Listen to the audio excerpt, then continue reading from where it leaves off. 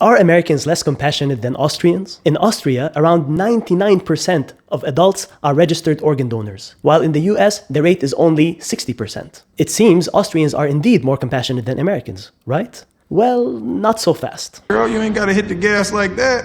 First of all, to be clear on the terms, being a registered organ donor means that you have legally consented to donate your organs and tissues for transplantation after your death. You want a kidney? I'll give you a kidney. Would you like a new liver? Now, Austria operates under a system of presumed consent, meaning your organs can be used for transplantation after your death unless you have explicitly objected during your lifetime. So it's an opt-out system. You are assumed to be a donor unless you opt out. On the other hand, the US operates under a system of explicit consent. So it's an opt-in system. They cannot use your organs unless you sign up for it. For example, at the DMV when you apply for or renew your driver's license. The difference in rates between Americans and Austrians can be attributed to what behavioral economists call the default bias, which is our tendency to stick with the default options that we are given. As I said, Austrians are organ donors by default. That's the standard. Everyone is legally considered an organ donor. So they just stick with it. They go with the flow. They would feel weird to go out of their way to opt out. It's like everybody is an organ donor. I am an organ donor.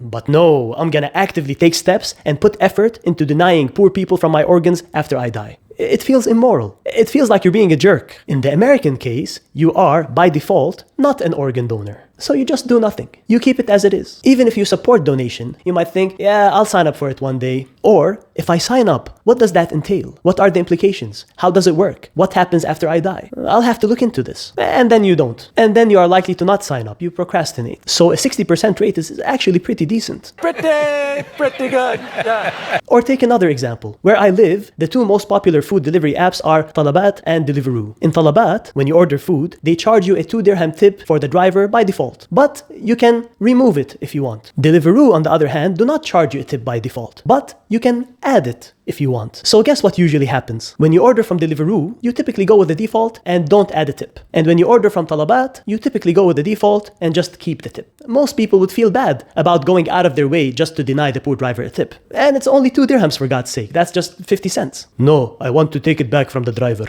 Habibi, I don't want to tip you. Give me back my money. Give me my 2 dirham. Yalla, Habibi, give me back my money. No. He gets tip? No. Take it back. Take it. Remove it. Take it out of his hand. That's just mean. And no one would do that. Actually, I know a girl who removes it. You know who you are. Ugly baby judges you. I judge you. Nah, I don't judge you. Hell nah, I ain't mad. Nah. That's the default bias in action for you. Look around you and you will start to notice it more. You are constantly nudged into certain behaviors using the default bias in all kinds of decisions. But why does it work? Well, first of all, it is easier to do nothing than to do something. Say it one more time, Cat, for the people in the back.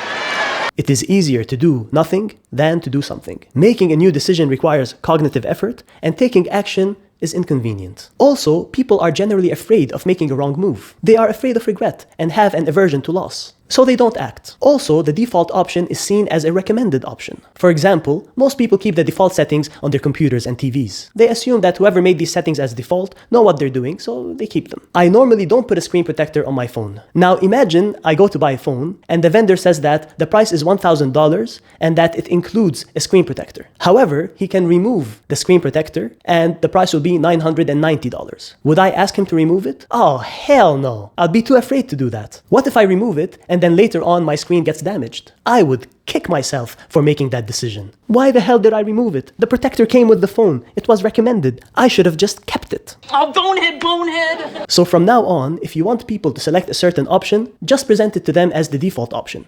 And thank me later. However, he can remove... What's wrong with my voice?